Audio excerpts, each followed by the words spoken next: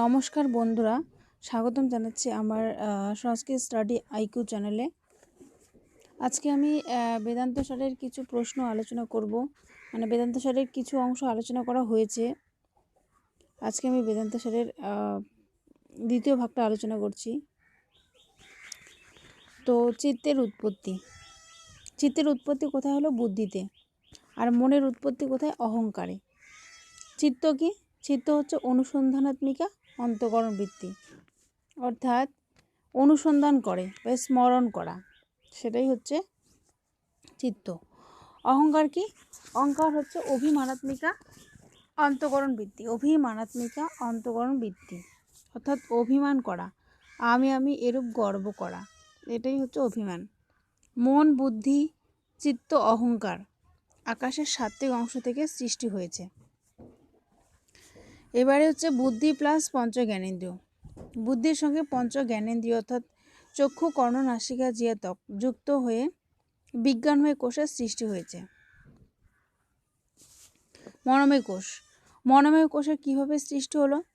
মনের সঙ্গে পঞ্চ জ্ঞানেন্দ্রিয় যুক্ত হয়ে মনোময় কোষের সৃষ্টি হলো। এবার হচ্ছে প্রাণময় কোষ। পঞ্চবায়ু প্লাস পঞ্চ কর্মেন্দ্রিয়। এখানে পঞ্চবায়ু বলতে প্রাণ, অপান, ব্যান, উদান, সমান। এবং পঞ্চ কর্মেন্দ্রিয় বলতে বাক, পানি, পাদ, পায়ু, উপস্থ মিলিত হয়ে প্রাণময় কোষের সৃষ্টি হলো। এবার কর্মেন্দ্রিয়ের উৎপত্তি, মানে কর্মেন্দ্রিয়ের কোথা থেকে উৎপত্তি হলো? কর্মেন্দ্রিয়ের উৎপত্তি হলো আকাশের রজ অংশ থেকে।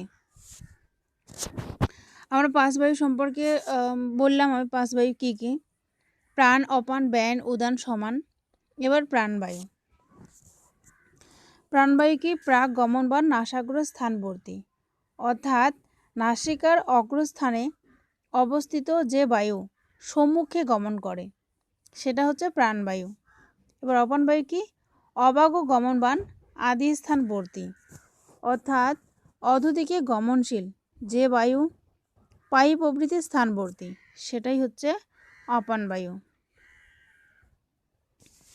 এবার হচ্ছে আমরা ব্যানবায়ু সম্পর্কে জানব।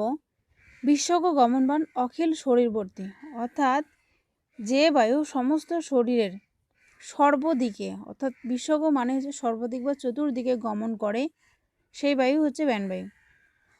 উদান বায়ু কি? কণ্ঠস্থানীয় ঊর্ধ্ব গমনবান উৎক্রমণ বায়ু, মানে ঊর্ধ্ব গমনশীল উৎক্রমণ যে বায়ু কণ্ঠবর্তী এবং মৃত্যুকালে যে বায়ু প্রবাহিত হয় সেটাই হচ্ছে উৎক্রমণ বায়ু। সমান বায়ু কি? শরীর মধ্যগত অসিত পিত্ত অন্নাদি সমীকরণ বায়ু, অর্থাৎ শরীরের মধ্যবর্তী খাদ্যপানাদি বস্তুর যে বায়ু সমীকরণ করে, অর্থাৎ হজম করে দেয়, সেই বায়ু হচ্ছে সমান বায়ু। সমীকরণ মানেই হচ্ছে পরিপাককরণ, অর্থাৎ খাদ্যকে পরিপাক করে রস, রক্ত, শুক্র, বিষ্ঠাতে পরিণত করাই হচ্ছে সমান বায়ুর কাজ। এবার হচ্ছে সাংখ্যমতে 5 প্রকার বায়ু।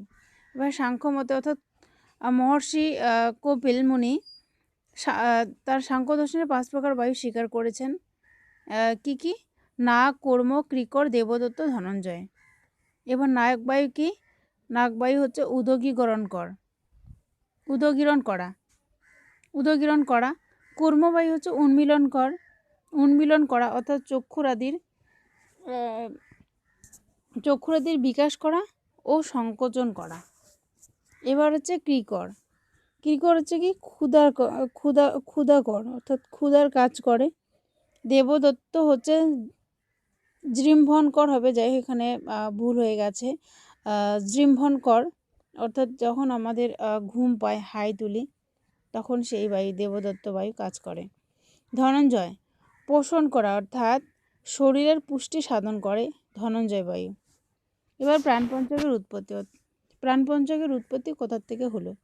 আকাশের রজ অংশ থেকে এই প্রাণপঞ্চকের বা প্রাণবায়ু পঞ্চকের উৎপত্তি হলো। এবার হচ্ছে আমরা বিজ্ঞানময় কোষ কি?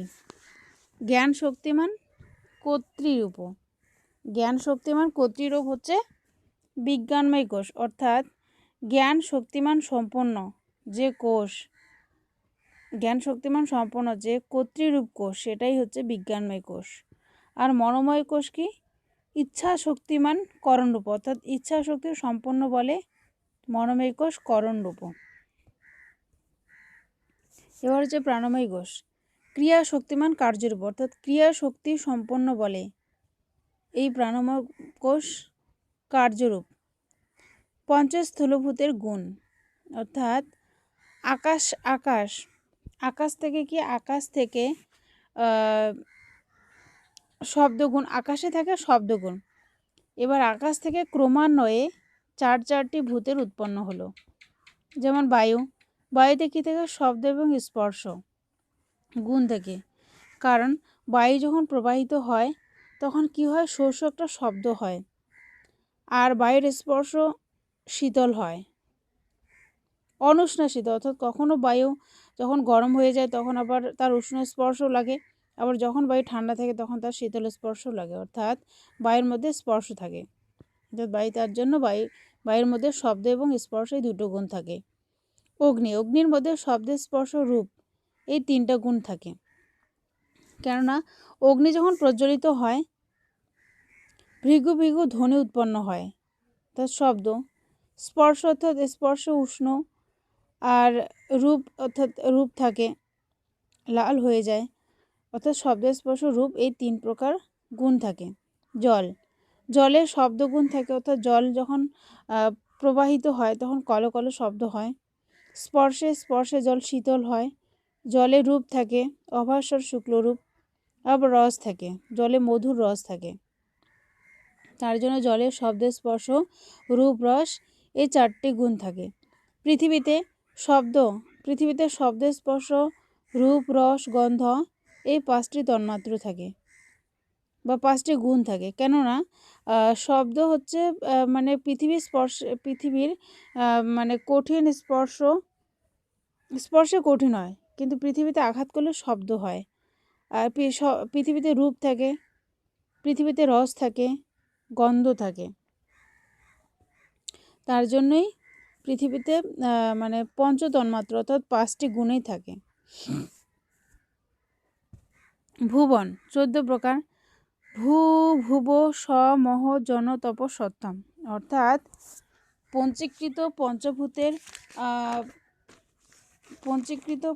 পঞ্চভূতের উপরে মানে ঊর্ধ্বে অবস্থিত যে সপ্ত স্বর্গ বা সপ্ত লোকসমূহ সেটা হচ্ছে ভূ ভুব স মহ জন তপ সত্যম। আবার পঞ্চীকৃত পঞ্চমহাভূতের নিচে নিচে অবস্থিত যে সপ্ত লোকসমূহ, অর্থাৎ অতল বিতল সুতল রসাতল তলাতল মহাতল পাতাল, এই 14 ভুবনকে নিয়ে বিশ্ব ব্রহ্মাণ্ডের সৃষ্টি হলো। আর এই যে বিশ্ব ব্রহ্মাণ্ডের সৃষ্টি হলো, এই বিশ্ব ব্রহ্মাণ্ডের অন্তর্গত 4 প্রকার স্থূল শরীর অর্থাৎ 4 প্রকার স্থূল শরীরের সৃষ্টি হলো। যেমন 4 প্রকার স্থূল শরীর কী কী? জরায়ুজ মানে হচ্ছে মানুষ পশু, অর্থাৎ জরায়ু থেকে জাত যে শরীর সেটাই হচ্ছে জরায়ুজ। যেমন হচ্ছে মানুষ পশু। অন্ডজ অর্থাৎ ডিম্ব থেকে জাত যে শরীর সেটা হচ্ছে বা সৃষ্টি, তারা হচ্ছে অন্ডজ। যেমন পাখি সাপ এরা ডিম থেকে সৃষ্টি হয়। স্বেদজ অর্থাৎ ঘাম বা স্যাঁতস্যাঁতে নোংরা জায়গা থেকে যাদের সৃষ্টি হয় বা জন্ম হয় তারা হচ্ছে স্বেদজ। যেমন হচ্ছে উকুন, মশা। উদ্ভিদজ অর্থাৎ লতা বৃক্ষাদি, অর্থাৎ মাটি ভেদ করে বা মৃত্তিকা ভেদ করে উপরে উঠে বা জন্ম হয় তারা হচ্ছে উদ্ভিদ, যেমন লতা বৃক্ষ। এবার হচ্ছে পুত্র আত্মবাদী বা পুত্রাত্মবাদ, দেহাত্মবাদ, ইন্দ্রিয় আত্মবাদ, প্রাণাত্মবাদ, মনো আত্মবাদ স্বীকার করেন চার্বাকরা। যদি প্রশ্ন এখানে হয় যে পুত্রাত্মবাদ কারা স্বীকার করেন? চার্বাকরা। দেহাত্মবাদ স্বীকার করেন চার্বাকরা। ইন্দ্রিয় আত্মবাদ স্বীকার করেন কারা? চার্বাকরা। প্রাণ আত্মবাদ স্বীকার করেন চার্বাকরা। মনো আত্মবাদ স্বীকার করেন চার্বাকরা। বুদ্ধি আত্মবাদ ও শূন্যবাদ, বুদ্ধি আত্মবাদ শূন্যবাদ কারা স্বীকার করেন? বুদ্ধি আত্মবাদ ও শূন্যবাদ স্বীকার করেন বৌদ্ধরা। জ্ঞান আত্মবাদ কারা স্বীকার করেন? প্রভাকর তার্কিক অর্থাৎ প্রভাকর মিশ্র। গঙ্গায় ঘোষও হচ্ছে জহ লক্ষণা। গঙ্গায় ঘোষ কোন লক্ষণা? জহ লক্ষণা। শোনো ধাবতে কি? অজহ লক্ষণা। যদি প্রশ্ন হয় যে গঙ্গায় ঘোষ কোন লক্ষণা? জহ লক্ষণা। শোনো ধাবতে কোন লক্ষণা? অজহ লক্ষণা। সো অয়ং দেবদত্ত, এটা হচ্ছে জহৎ জহৎ জহৎ জহ লক্ষণা। জহৎ জহ লক্ষণা, এখানে একটু ভুল হয়েছে, জহৎ জহ লক্ষণা হবে, লটা হবে না। অহং ব্রহ্মাস্মি, এটা কি বাক্য? এটা হচ্ছে অনুভব বাক্য। তত্ত্বমসি মহাবাক্যে কোন লক্ষণা হয়? জহৎ জহ লক্ষণা। আবার যদি তত্ত্বম অসিতি মহাবাক্য থাকে, যদি তত্ত্বমসি মহাবাক্য থাকে তত্ত্বমসি, তাহলে জহৎ জহ লক্ষণা। আর যদি তত্ত্বম অসিতি মহাবাক্য থাকে তাহলে জহর লক্ষণা হবে। বেদান্ত সারের দুই প্রকার সমাধি কি কি? সবিকল্প সমাধি, নির্বিকল্প সমাধি। যদি বলা হয় যে বেদান্ত সারে কয় প্রকার সমাধি আছে? দুই প্রকার। কি কি? সবিকল্প সমাধি, নির্বিকল্প সমাধি। এবার হচ্ছে নির্বিকল্প সমাধির 8টি অঙ্গ অর্থাৎ অষ্টযোগাঙ্গ। অষ্টযোগাঙ্গ কি কি? যম, নিয়ম, আসন, প্রাণায়াম, প্রত্যাহার, ধারণা, ধ্যান, সমাধি। এবার যম আবার 5 প্রকার। কি কি? অহিংসা, সত্য, অস্তেয়, ব্রহ্মচর্য, অপরিগ্রহ। আবার নিয়ম 5 প্রকার: শৌচ, সন্তোষ, তপ, স্বাধ্যায়, ঈশ্বর প্রণিধান। এবার বেদান্ত দর্শনে কয় প্রকার মুক্তি আছে? 2 প্রকার মুক্তি। কি কি? জীবন মুক্তি মানে হচ্ছে দেহ ও সংসার থেকে মুক্তি, অর্থাৎ ইহলোক থেকে যে মুক্তি সেটাই হলো জীবন মুক্তি। আর ইহলোক ও পরলোক বলে আমাদের যেমন 2টা লোক আছে, সেরকম জীবন মুক্তি ও বিদেহ মুক্তি নামেও আমাদের 2টা মুক্তি আছে। জীবন মুক্তি মানে হচ্ছে ইহলোকের দেহ সংসার থেকে মুক্তি, আর বিদেহ মুক্তি মানে হচ্ছে জীব শরীরের অবসান, মানে জীব শরীরের পুরোপুরিভাবে মুক্তি, বা পরলোকেও তার মুক্তি হয়। এই 2টা মুক্তি হচ্ছে বেদান্ত দর্শনে স্বীকার করা হয়েছে, জীবন মুক্তি, বিদেহ মুক্তি। থ্যাংক ইউ বন্ধুরা, তোমরা ভিডিওটি ভালো করে দেখো, আর প্লিজ সাবস্ক্রাইব করতে ভুলো না। আর তোমরা সবাই পাশে থেকো, লাইক করো, কমেন্ট করো এবং ভিডিওটি শেয়ার করো যাতে সবাই দেখতে পারে, সবাই পড়তে পারে। আর আশা করি আমার যদি কোনো বোঝাতে প্রবলেম হয় বা তোমাদের কোনো অসুবিধা হয় বুঝতে, বা কোথাও আমার ভুল হয়েছে, তাহলে কমেন্ট করে জানাবেন প্লিজ। থ্যাংক ইউ বন্ধুরা।